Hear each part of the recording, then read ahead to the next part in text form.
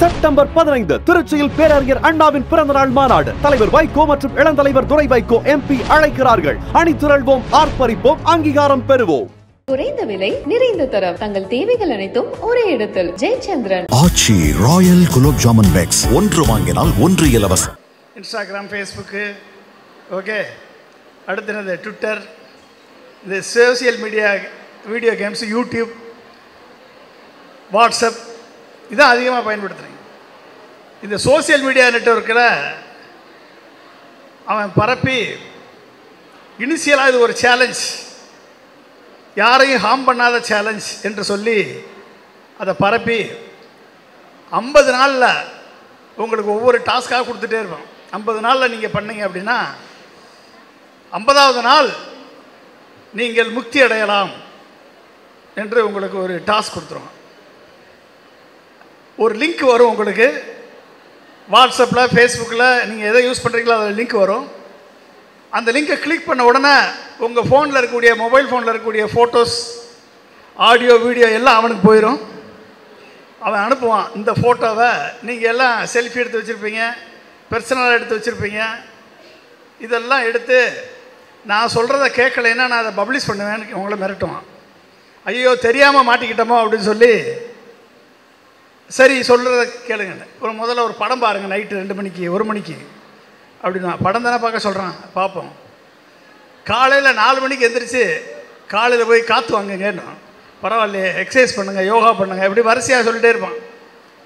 கடைசியில் 50வது நாளில் உங்கள் மைண்டெல்லாம் மாற்றி மாற்றி மாற்றி மாற்றி ஒரு ஸ்டேஜுக்கு வந்து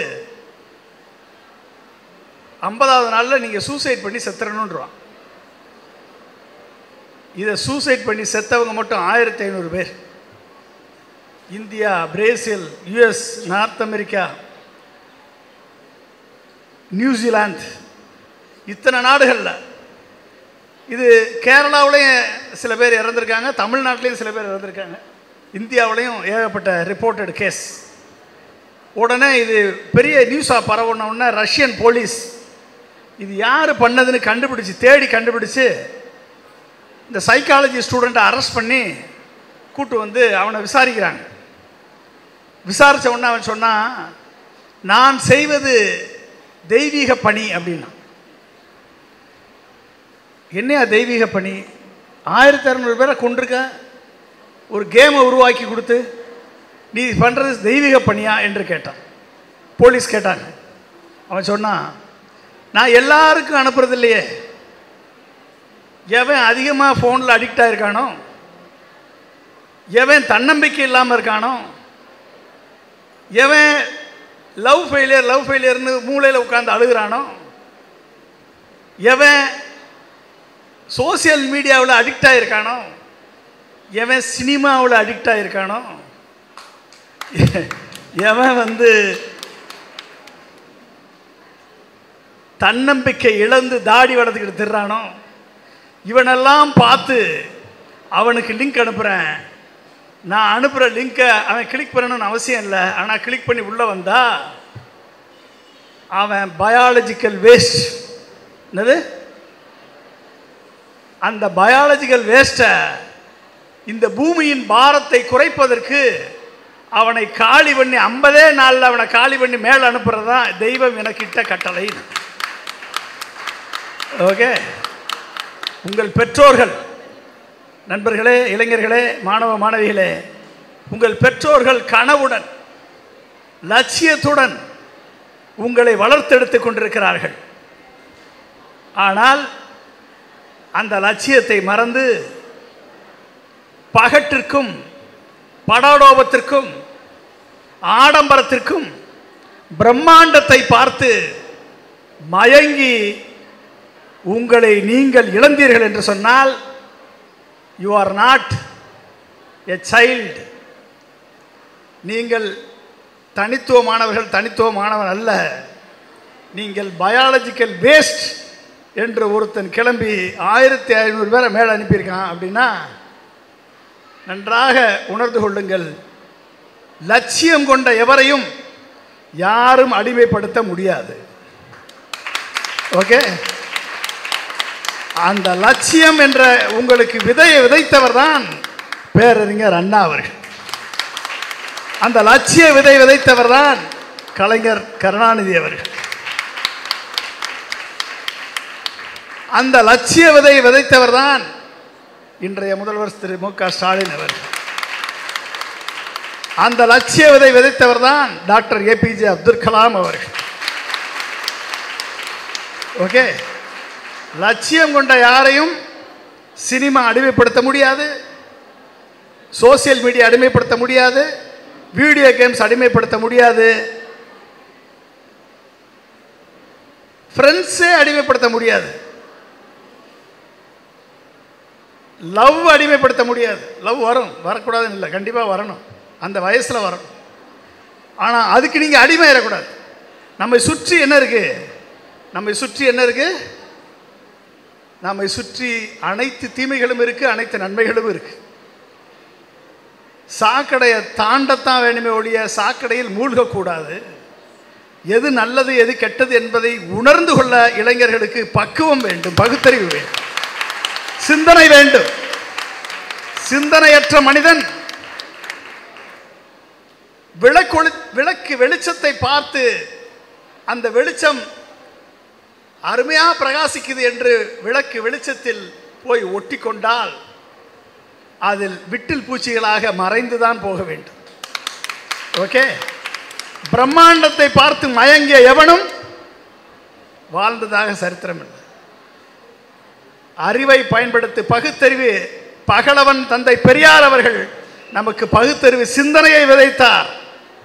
அண்ணா அவர்கள் ஒன்றே குலம் ஒருவனே தேவன் என்று சொல்லி அனைவரையும் இன்க்ளூசிவ் சொசைட்டியாக மாற்றி அரசியல் வயப்படுத்தி தலைவர்களை, மாபெரும் தலைவர்களை உருவாக்கினார் அண்ணா அவர்கள்.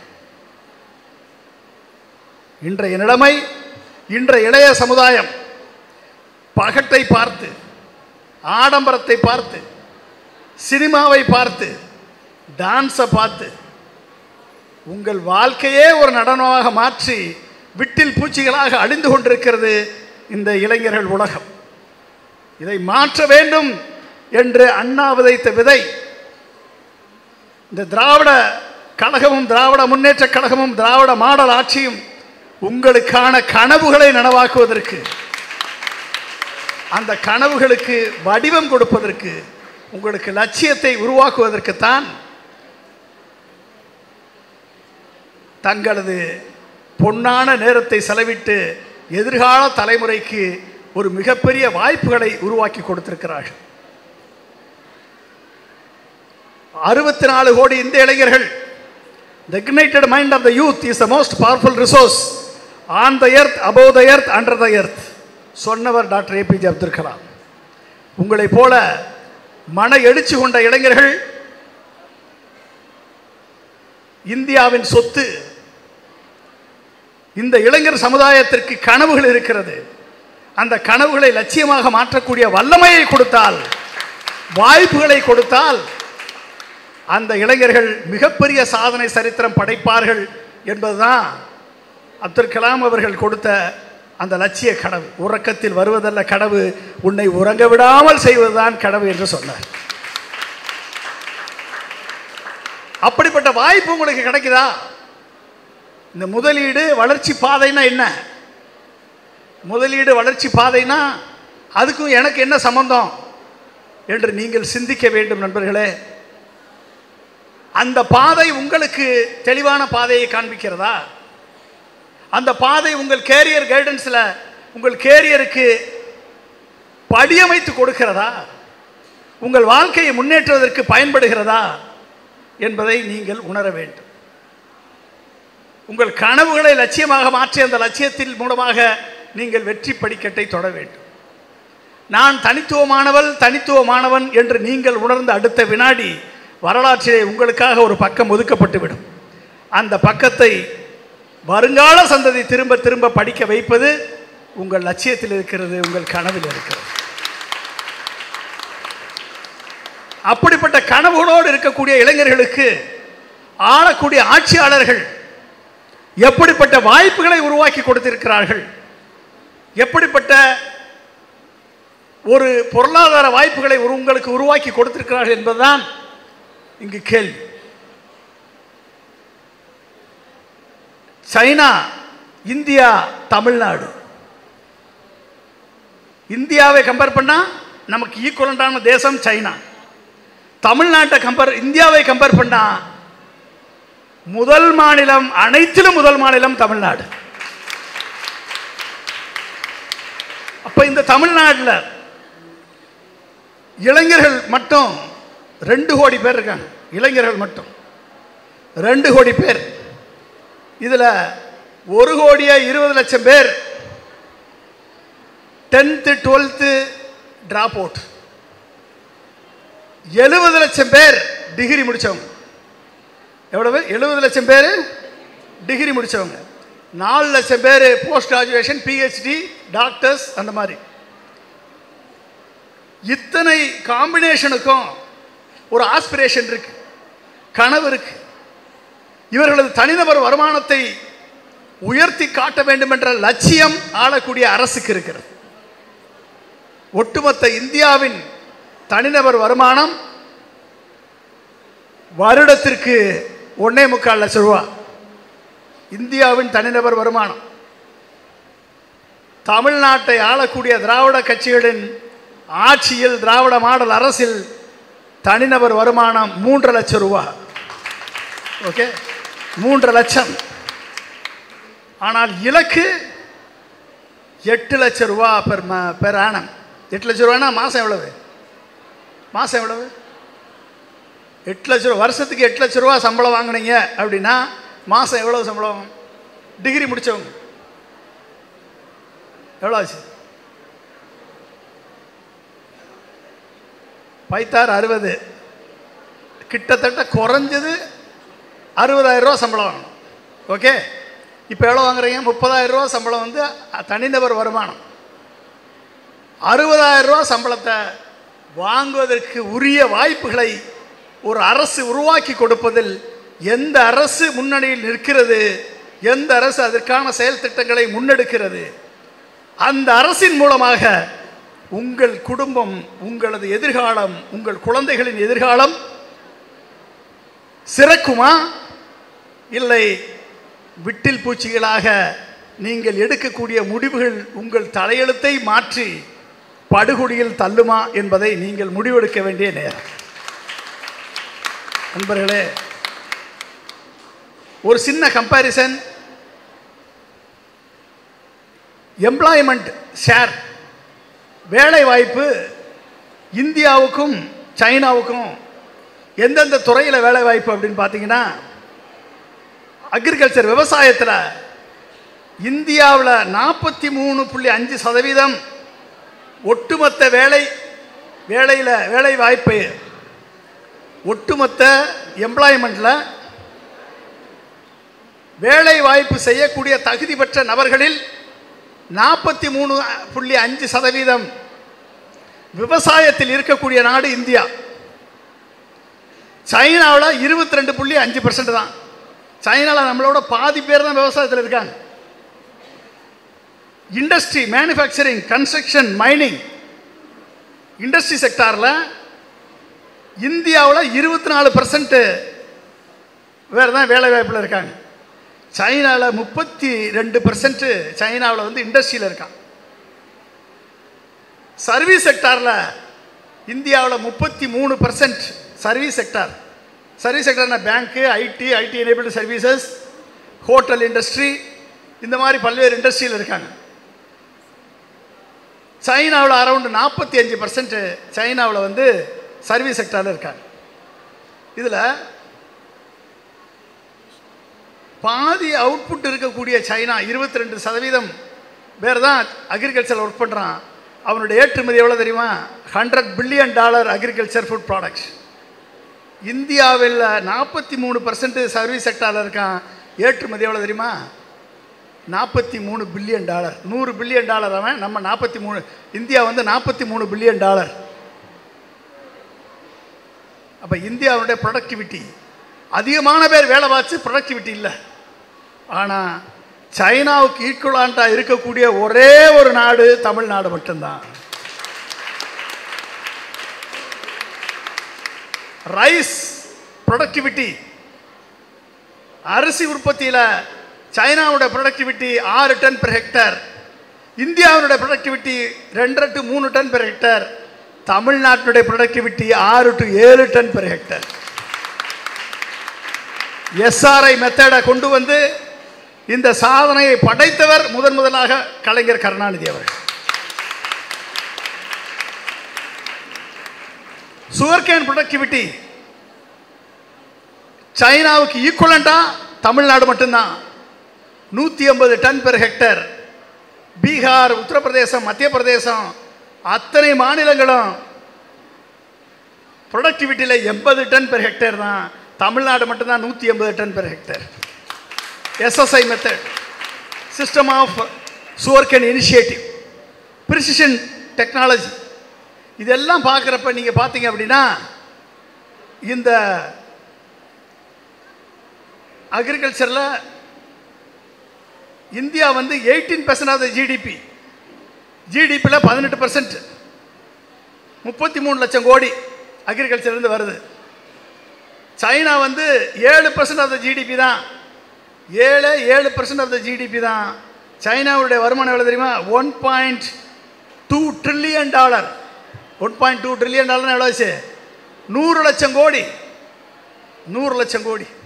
33 லட்சம் கோடி எங்கே இருக்குது? அது 100 லட்சம் கோடி சைனாவில். ஆனால் 7% தான் ஜிடிபியில். அக்ரிகல்ச்சர் கான்ட்ரிபியூஷன் 7% தான். Tamil Nadu agriculture contribution 7.4%. நம்ம 1.7 லட்சம் கோடி தமிழ்நாட்டுடைய கான்ட்ரிபியூஷன். ஓகே, இதில் எல்லாம் பார்த்தீங்க அப்படின்னா கம்பேர் பண்ணும்போதும் கிட்டத்தட்ட சைனாவுக்கு ஈக்குவலண்ட்டாக இருக்கக்கூடிய ஒரே ஒரு மாநிலம் தமிழ்நாடு மட்டும்தான்.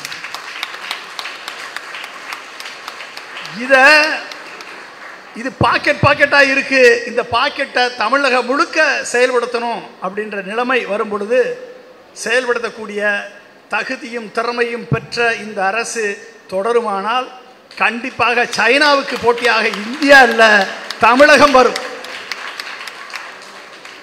அதற்கான அனைத்து வாய்ப்புகளும் தமிழ்நாட்டுக்கு தான் இருக்கு. இப்படிப்பட்ட ஒரு சூழல்ல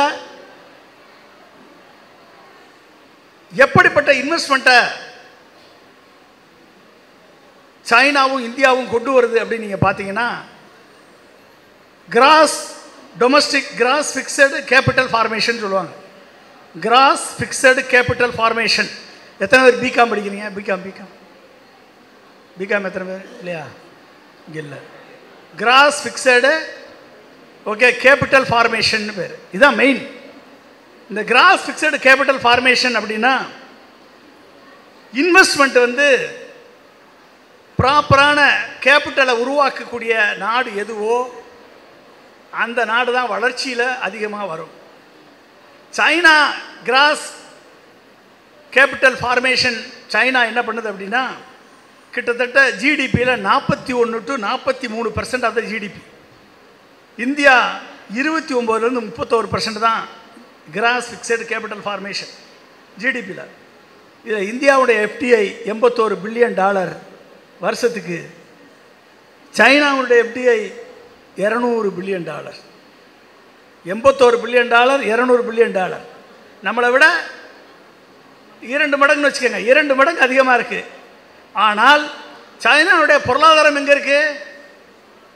சைனாவுடைய பொருளாதாரம் இருக்குது, இந்தியாவுடைய பொருளாதாரம் எங்கே இருக்குது? இவ்வளோ இன்வெஸ்ட்மெண்ட் உள்ளே வருது. சைனா அதை எதில் இன்வெஸ்ட் பண்ணுது? இந்தியா அதை எதில் இன்வெஸ்ட் பண்ணுது? இந்தியா வரக்கூடிய இதில் இன்வெஸ்ட்மெண்ட்டில் பெரும்பாலான இன்வெஸ்ட்மெண்ட் வந்து சர்வீஸ் செக்டாரில் தான் அதிகமாக இருக்குது. 19% சர்வீஸ் செக்டாரில். சைனாவோட இன்வெஸ்ட்மெண்ட்டு எதில் போகுது தெரியுமா? Manufacturing, heavy engineering, hi-tech engineering, construction, mining and services. நம்ம இந்தியா வரக்கூடிய பணம்லாம் எதில் இன்வெஸ்ட் பண்ணுறோம்? இந்த கடந்த 10 ஆண்டுகளில் நரேந்திர மோடிஜி அவர்கள் 20 லட்சம் கோடி நான் இன்ஃப்ராஸ்ட்ரக்சருக்கு இன்வெஸ்ட் பண்ணேன்னு சொன்னார். அந்த 20 லட்சம் கோடியில் உடஞ்சி விழுந்து பாலங்கள் வரிசையாக எத்தனை பாலம் உடஞ்சி விழுந்துருச்சுன்னு உங்களுக்கே தெரியும். எத்தனை ஏர்போர்ட்டு தண்ணியில் விழுகுது, மேலே கீழே விழுந்துச்சுன்னு உங்களுக்கு தெரியும். கட்டிய பாலங்கள் அனைத்தும் இந்தியாவில் தமிழ்நாட்டில் ஒரு பாலம் உடஞ்சி விழுந்து காமிங்க. ஒரு பாலம். எத்தனை பாலம் சென்னையில் கட்டியிருக்காங்க? ஒரு பாலம் உடஞ்சி விழுந்திருக்குன்னு சொல்லுங்கள். குஜராத்தில் கட்டின அத்தனை பாலமும் உடஞ்சி விழுது.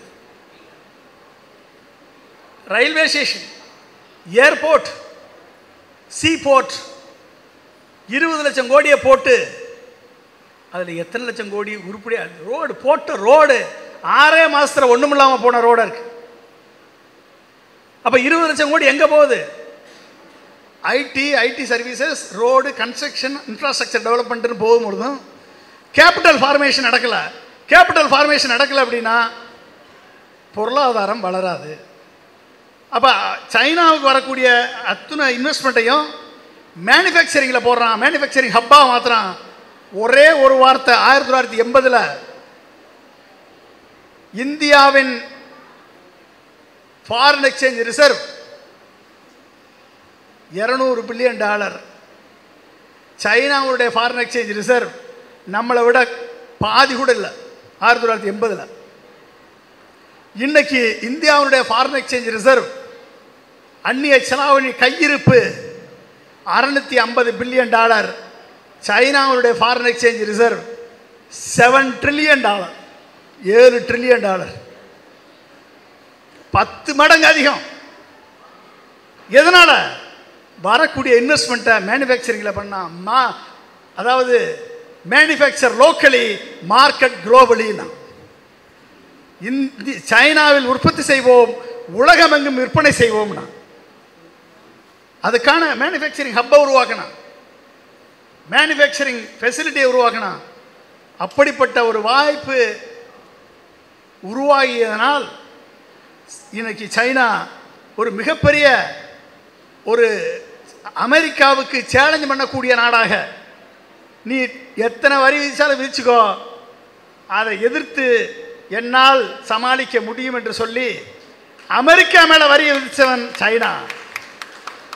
நம்ம மேலே வரியை விதிச்சுட்டு இன்னமும் நம்ம துரைபாண்டியன் சார் சொன்னது மாதிரி என்னன்னு கூட கேட்கக்கூட தைரியம் இல்லாத அரசாக இந்திய ஒன்றிய அரசு இருக்கிறது. இது ஒரு சைடு. அப்போ கிராஸ் ஃபிக்ஸடு கேபிட்டல் ஃபார்மேஷனில் 40% ஆஃப் த ஜிடிபி நல்ல ஒரு மேனுஃபேக்சரிங் செக்டாரில் அவன் இன்வெஸ்ட் பண்ணுறான். நம்மளுக்கு அந்த அளவிற்கு உருவாகக்கூடிய வாய்ப்பு நம்மளுக்கு வந்திருக்கு. இங்கே இந்த ஏன் இதை நான் சொல்கிறேன் அப்படின்னா, இன்னைக்கு மிகப்பெரிய ஒரு சேலஞ்ச் இந்த இளைஞர்களுக்கு காத்து கொண்டிருக்கிறது. இன்னைக்கு சேலஞ்ச் 50% டாரிஃப், அமெரிக்கா அதிபர் விதித்த 50% இறக்குமதி வரி, இந்தியா மேலே விதிச்ச வரி. இதனால் என்ன பாதிப்பு? இது ஒன்று. இரண்டாவது பாதிப்பு deep technology invasion, artificial intelligence invasion, robotics, machine language, block chain technology, quantum computing. இது எல்லாம் இளைஞர்களது வேலை வாய்ப்பை தட்டி பறிக்கக்கூடிய ஒரு மிகப்பெரிய ஆபத்து காத்திருக்கிறது. அணுகுண்டால் ஏற்படக்கூடிய ஆபத்தை விட, கொரோனா என்ற பயோ வார்ஃபேர் ஏற்படுத்தக்கூடிய ஆபத்தை விட, இந்த ஆர்டிஃபிஷியல் இன்டெலிஜென்ஸ் ஏற்படுத்தக்கூடிய வேலை இழப்பு மிகப்பெரிய ஆபத்தை ஏற்படுத்தும் என்ற இரண்டாவது ஆபத்து. யாருக்கு? உங்களுக்கு. யாருக்கு? இங்கே இருக்கக்கூடிய இளைஞர்களுக்கு, மாணவர்களுக்கு. இங்கே இருக்கக்கூடியவங்க மட்டும் இல்லை, ஒட்டுமொத்த இந்தியாவில் இருக்கக்கூடிய இளைஞர்களுக்கு, மாணவர்களுக்கு. இந்த ஆபத்திலிருந்து உங்களை காப்பதற்கு ஆளக்கூடிய அரசு என்ன செய்கிறது? இதான் கேள்வி. நம்மை ஆளக்கூடிய அரசு அதற்கான வாய்ப்புகளை உருவாக்கி கொடுக்கிறதா? இதான் கேள்வி. இந்த கேள்விக்கு என்ன பதில்? இந்த கேள்வியை நீங்க கேட்கணுமா இல்லையா? Yes or no? கேட்டிருக்கீங்களா? இது வரைக்கும் யாராவது கேட்டிருக்கீங்களா? நான் வேற ஒன்றும் இல்லை, யுஎஸ் டாரிஃபினால எவ்வளவு பாதிப்பு ஏற்படுதுன்னு சொல்கிறேன். நீங்கள் நினச்சி பாருங்கள். இங்கே எத்தனை பேர் டெக்ஸ்டைல் அண்ட் அப்பேரல் செக்டாரில் வேலை பார்க்கணும்னு நினைக்கிறீங்க? டெக்ஸ்டைல் அண்ட் அப்பேரல் செக்டார் எத்தனை பேர் வேலை பார்க்கணும்னு நினைக்கிறீங்க? கை தூக்குங்க. டெக்ஸ்டைலில் நான் போகணும், அப்பேரல் ஆடை உற்பத்தியில் நான் பெரிய ஒரு என்டர்பிரனராக வரணும். எத்தனை பேர்? சரி, உங்களுக்கு பாதிப்பு இல்லை. லெதர் இண்டஸ்ட்ரி எத்தனை பேர் ஒர்க் பண்ணுறதுக்கு ரெடியாக இருக்கீங்க? லெதர் இண்டஸ்ட்ரி படித்து முடிச்சுட்டு போன உடனே வேலைக்கு போகணும்ல, போகணுமா இல்லையா? சம்பளம் கொடுக்குற நல்லா சம்பளம் கொடுத்தா போவீங்களா இல்லையா வேலைக்கு? Yes or no? போவீங்கல்ல? ஓகே. லெதர் இண்டஸ்ட்ரி, என்ஜினியரிங் குட்ஸை உற்பத்தி பண்ணக்கூடிய மேனுஃபேக்சரிங் செக்டாரில் எத்தனை பேர் வேலைக்கு போக ரெடியாக இருக்கீங்க? எத்தனை பேர்? சும்மா கை தூக்குங்க. ஏன் பயப்படுறீங்க? வேலைக்கே போக மாட்டேன் சார், கல்யாணம் பண்ணி நிம்மதியாக செட்டில் ஆகிருன்றீங்களா? அப்படியா? அப்படி இல்லை. ஜெம்ஸ் அண்ட் ஜுவல்லரி எத்தனை பேர் வேலைக்கு போக ரெடியாக இருக்கீங்க? எத்தனை பேர் இருக்கீங்க ஆல்ரெடி?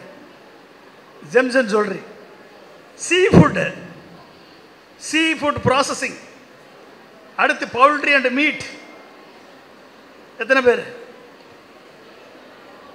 இந்த இதில் நீங்கள்லாம் இப்போ தான் படிச்சுக்கிட்டு இருக்கீங்க, அதனால் உங்களுக்கு எதில் போகணுன்னு இப்போ தெரியாது. ஆனால் உங்களுக்கு முன்னால் இருக்கக்கூடிய உங்கள் அண்ணன், உங்கள் அக்கா, உங்கள் ரிலேட்டிவ்ஸ் இந்த ஃபீல்டில் இருந்தால் டெக்ஸ்டைல் அண்ட் அப்பேரலில் மட்டும் அமெரிக்காவின் 50% டாரிஃப் விதிப்பால் இந்தியாவின் லாஸ் 1,27,550 கோடி. வேலை இழப்பு 1,26,000 பேருக்கு வேலை இழப்பு. தெருவில் நிற்கணும். ஆகஸ்ட் 27 வந்துருச்சு, அமலுக்கு வந்தாச்சு. இங்கிருந்து ஏற்றுமதி ஆகக்கூடிய அனைத்து கண்டெய்னரும் திரும்பி அனுப்பிட்டு இருக்கான். திருப்பூருக்கு திரும்பி வந்துட்டு இருக்கு, சென்னைக்கு திரும்பி வந்துருச்சு. ஷீ ஃபுட் இண்டஸ்ட்ரி ஃபுல்லாக திரும்பி வந்துருச்சு. இப்போ லேட்டஸ்டாக படித்து பார்த்தீங்கன்னா உங்களுக்கு தெரியும். அடுத்து லெதர் அண்ட் ஃபுட்வேரில் வேலை எவ்வளோ வருமானம் இருக்குது? லெதர் அண்ட் ஃபுட்வேர் எங்கே இருக்குது? எந்த ஊரில் இருக்குது?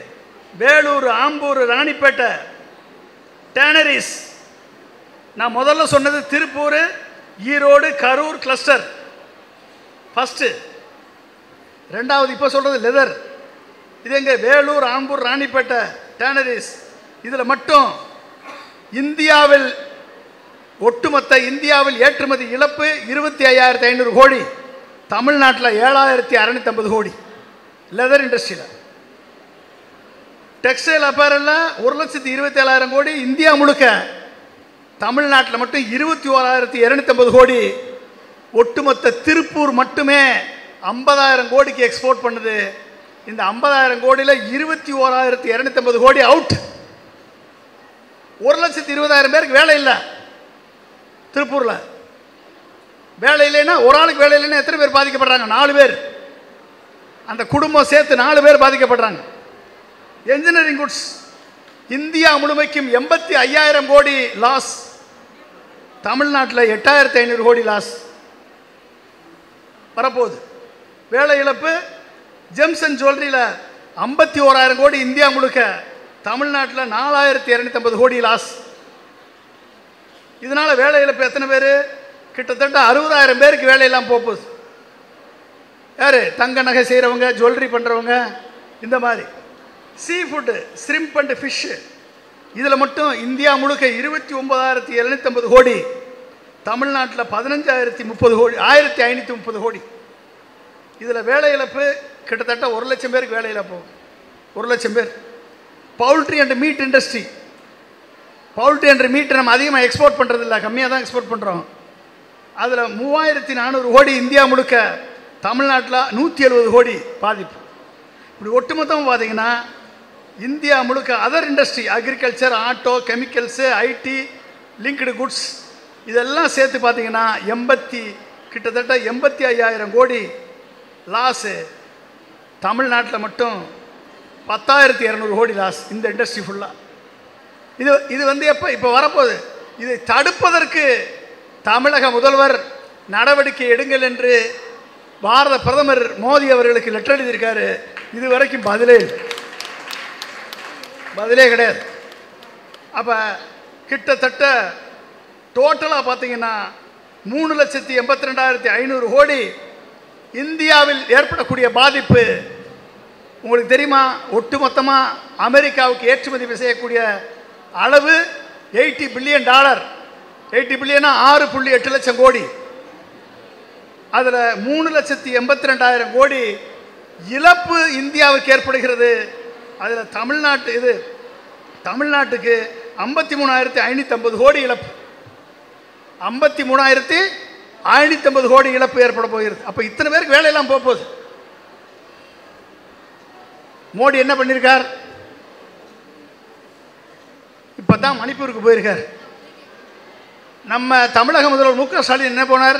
ஜெர்மனிக்கும் யூகேக்கும் போனார், ஒசூருக்கு போனார், இன்வெஸ்ட்மெண்ட்டை கொண்டு வந்தார். யார் என்ன பண்ணுறாங்கன்றது பொறுத்து தான். யாருக்காக போனார்? யாருக்காக போனார்? இத்தனை பாதிப்புகளும் ஏற்பட்டு கொண்டிருக்கிறது. இதை சரிவன் செய்வதற்கு ஆளக்கூடிய ஆட்சியில் இருக்கக்கூடிய தலைவன் சிந்திக்க வேண்டுமா இல்லையா? சிந்திக்கிறார் என்று சொன்னால் அதுதான் திராவிட மாடல் ஆட்சி, அண்ணாவின் வழி நடந்த தொண்டர்கள் ஆட்சி. நண்பர்களே, இப்படிப்பட்ட நிலையில் கிட்டத்தட்ட இதனால் ஏற்படக்கூடிய வேலை இழப்பு இந்தியா முழுமைக்கும் ஒட்டுமொத்தமாக 25 லட்சம் பேருக்கு இந்தியா முழுமைக்கும் வேலை இழப்பு ஏற்பட போகுது. அந்த 25 லட்சம் பேரில் ஒரு 25 லட்சம் பேர் டைரக்ட் ஜாப்ஸ் அப்படின்னா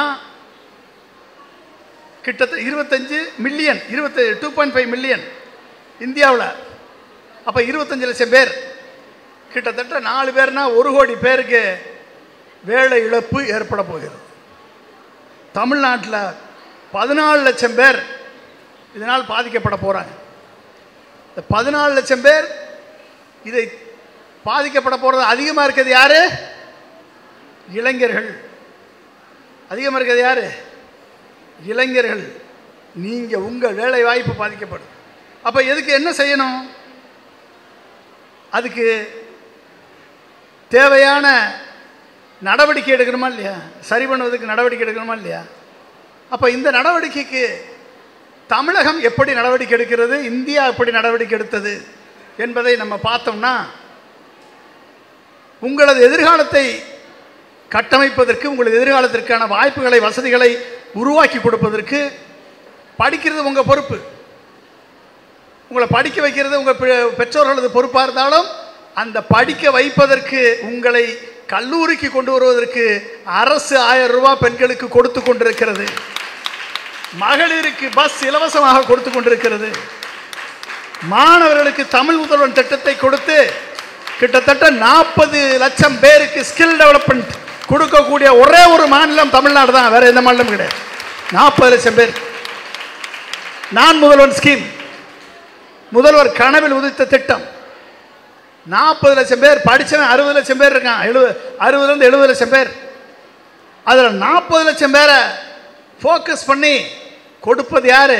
நான் முதல்வன் ஸ்கீமில் தமிழக முதல்வர் அவர்கள்.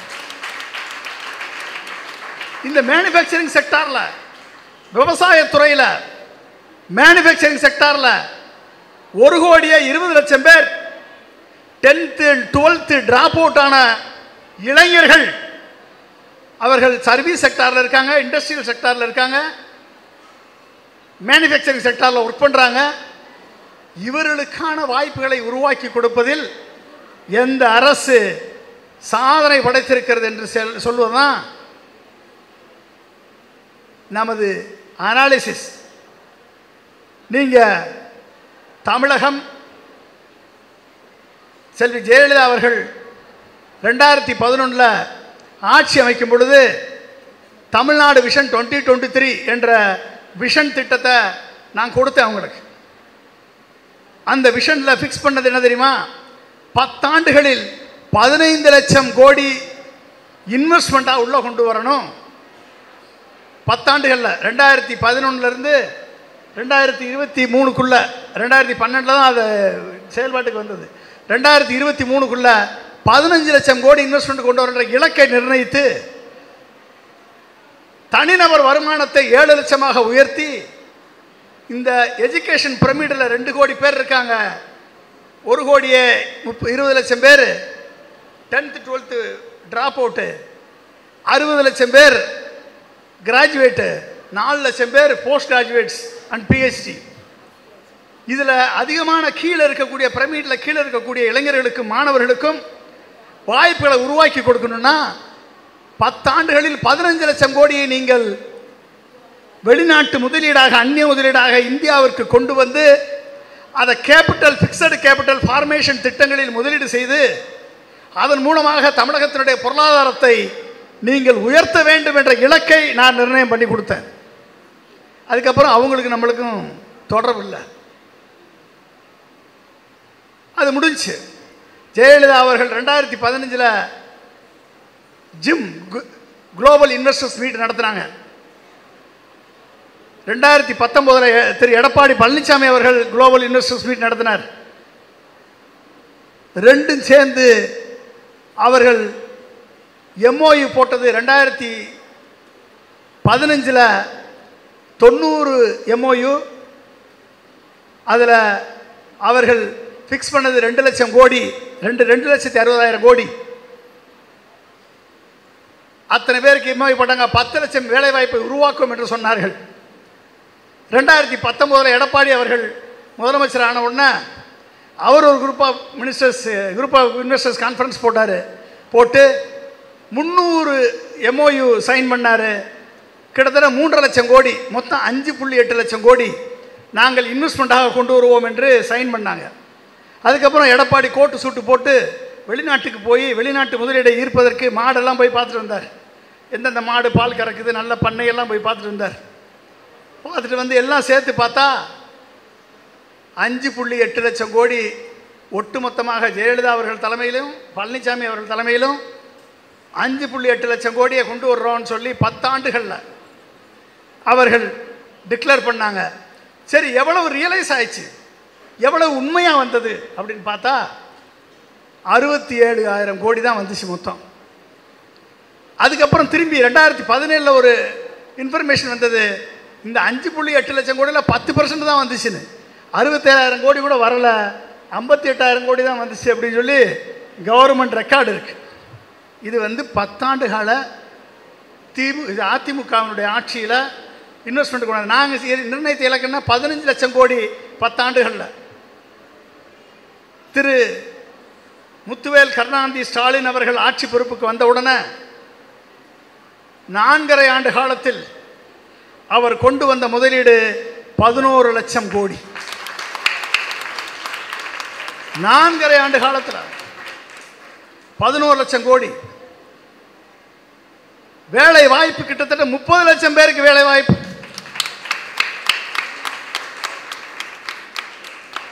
எங்க இப்போ போனாரு யூகேக்கும் ஜெர்மனிக்கும். நான் இந்த டீட்டெயிலாக டேட்டா இருக்கு, எந்தெந்த துறையில் அவர் கொண்டாந்துருக்கார் என்பதற்கான டீட்டெயிலாக டேட்டா இருக்கு. நான் அதிகமாக பேசினேன்னு உங்களுக்கு போர் அடிக்கும். ஆனால் அவர் கொண்டு வந்தது எல்லாம் தெரியுமா? இப்போ கொண்டாந்து 15,000 கோடி, 17,000 பேருக்கு வேலை வாய்ப்பு. போயிட்டு வந்த உடனே ஒசூரில் போய் இண்டஸ்ட்ரியல் எம்ஓயு சைன் பண்ணி ஆரம்பிச்சு வச்சாரு. மொத்த வேலை எவ்வளோ தெரியுமா? 24,000 கோடி. எல்லாம் சேர்த்தா மோர் தென் 11 லட்சம் கோடியை 4.5 ஆண்டுகளில் கொண்டு வந்து ஜெயலலிதா அம்மா அவர்களை விட 2 மடங்கு பொருளாதாரத்தை அரை ஆட்சியிலே 5 ஆண்டு காலத்திலே கொண்டு வந்து சரித்திர சாதனை படைத்தவர் யாரு? தமிழக முதல்வர் திரு மு க ஸ்டாலின் அவர்கள். நல்லா கைதட்டு. சரி, இவர் கொண்டு வந்த முதலீடு இந்தியாவில் மோடி பண்ணுறது மாதிரி ரோடு போடுறதுக்கு, இன்ஃப்ராஸ்ட்ரக்சர் போடுறதுக்கு, ஏர்போர்ட் கட்டுறது, ஒழுகிற ஏர்போர்ட் கட்டுறதுக்கு, இடிஞ்சு விழுகிற பாலம் கட்டுறதுக்கு, அதுக்கு மட்டும் பண்ணல. அவர் பண்ணது தெரியுமா? கம்ப்ளீட்டாக மேனுஃபேக்சரிங் செக்டார். சைனா எங்கே இன்வெஸ்ட் பண்ணுதோ, ஃபிக்ஸடு கேபிட்டல் ஃபார்மேஷன் எங்கே உருவாக்குதோ அதுக்கு ஈக்குவலண்ட்டாக பண்ணக்கூடிய ஒரே மாநிலம் Tamil Nadu. Fixed capital formation, cross fixed capital formation, manufacturing sector. இன்னைக்கு அதனுடைய அருமை உங்களுக்கு தெரியாது நண்பர்களே. படித்து முடித்து நீங்கள் வேலைக்கு செல்லும் பொழுது உங்களுக்கான வாய்ப்பு அங்கே கதவு திறக்கப்பட்டிருக்கும். உங்களது லட்சியம், உங்களது எண்ணம், உங்கள் கனவு நனவாவதற்கு அங்கே எல்லாம் ஓப்பன் பண்ணி. இதில் இந்த 11 லட்சம் கோடியில் திரு எடப்பாடி பழனிசாமி அவர்கள் தலைமையில் 5.8 லட்சம் கோடியில் 10% தான் அவங்க எல்லாம் கன்வெர்ட் பண்ண முடிஞ்சது. ஆனால் திரு மு க ஸ்டாலின் அவர்கள் கொண்டு வந்த 11 லட்சம் கோடியில் கன்வர்ஷன் ரேட் ஃபஸ்ட்டு ஜிம்மில் 77%, செகண்டில் 80% கன்வர்ஷன் ரேட். அப்போ கன்வர்ஷன் ரேட்னு என்னது? திரு முத்துவேல் கருணாநிதி ஸ்டாலின் அவர்கள் அவர் மட்டும் ஒர்க் பண்ணல, தன்னுடன் இருக்கக்கூடிய அமைச்சர்கள் அத்தனை பேரையும் வேலை பார்க்க வச்சிருக்கார். சார் எப்படி கோயில்களை இன்றைக்கு எத்தனை பேர் கத்தினாலும் சரி சேகர் பாபு அவர்களை அசைக்க முடியுதா? அறநிலையத்துறையை கபலீகரம் பண்ணுவதற்கு ஆளாய் துடித்துக் கொண்டிருக்கிறது பிஜேபி. ஆனால் அதை காக்கக்கூடிய ஒரு தல கர்த்தாக்களில் முதல் கர்த்தாவாக இருப்பவர் திரு அவர் அமைச்சர் அவர்கள். அது மாதிரி அத்துணை அமைச்சர்களும் திரு முதல்வர் மு க ஸ்டாலின் அவர்கள் கனவை நனவாக்குவதற்கு உழைத்து கொண்டிருக்கிறார்கள். அதாவது உழைப்பதையும் அவர்கள் செயலையும் குறை சொல்ல முடியாது. குறை சொல்ல நான் 1000 குறை சொல்லுவேன், உங்களுக்கு தெரியும். எத்தனையோ குறைகள் சொல்ல முடியும். ஆனால் குறை சொல்ல முடியாததை பாராட்டக்கூடிய மனசு இருக்க வேண்டும். அது கட்சிக்கு அப்பாற்பட்டு இருக்க வேண்டும். அதைத்தான் இந்திய ஜனநாயக மீட்பு இயக்கம் செய்கிறது. ஏனென்று சொன்னால் ஒரு சைனாவுக்கு ஈக்குவலண்டாக திங்க் பண்ணக்கூடிய, சைனா எப்படி பொருளாதாரத்தில் தன் நாட்டை வளப்படுத்தி இன்றைக்கு அமெரிக்காவுக்கு சேலஞ்சு விடுகிறதோ அந்த அளவிற்கு திங்க் பண்ணக்கூடிய ஒரு வல்லமை பெற்ற நாடாக தமிழ்நாட்டை மாற்றிக்கொண்டிருக்கிறார் என்று சொன்னால் அங்குதான் நீங்கள் நினைக்கணும், அவர் வெறும் ஸ்டாலின் இஸ் மோர் டேஞ்சரஸ் தென் கருணாநிதி என்று சொன்னார்கள். நாட் டேஞ்சரஸ் தென் கருணாநிதி. நண்பர்களே, Stalin is the hope of Tamil Nadu but India also. ஒருமை குரல் எங்கெல்லாம் மத்திய அரசு மாநில சுயாட்சிக்கு எதிராக செயல்படுகிறதோ அங்கு திரு மு க ஸ்டாலின் அவர்களது உரிமை குரல் ஒலிக்கிறது. உங்களுக்காக குரல் கொடுத்து ஆட்சியே போனாலும் பரவாயில்லை என்ற உறுதித்தன்மையோடு உழைக்கக்கூடிய ஒரே ஒரு தலைவனாக இன்றைக்கு தமிழகத்தில் இருப்பவர் திரு மு க ஸ்டாலின் அவர்கள் என்பது எந்த மாற்று கருத்தும் இல்லை. எழுத்து நிற்கக்கூடிய அனைத்து தலைவர்களையும் நான் பார்க்கிறேன். ஏடிஎம்கேயாக இருக்கட்டும், அது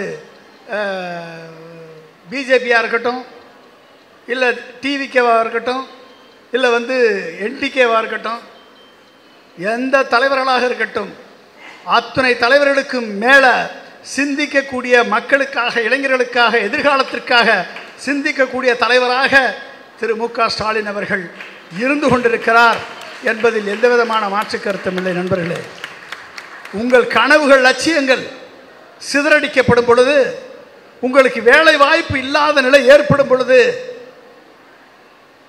உங்களை பற்றி சிந்திக்கக்கூடிய தலைவன் ஆட்சியில் இருக்கும் பொழுது உங்களுக்கு அந்த கவலை தேவையில்லை.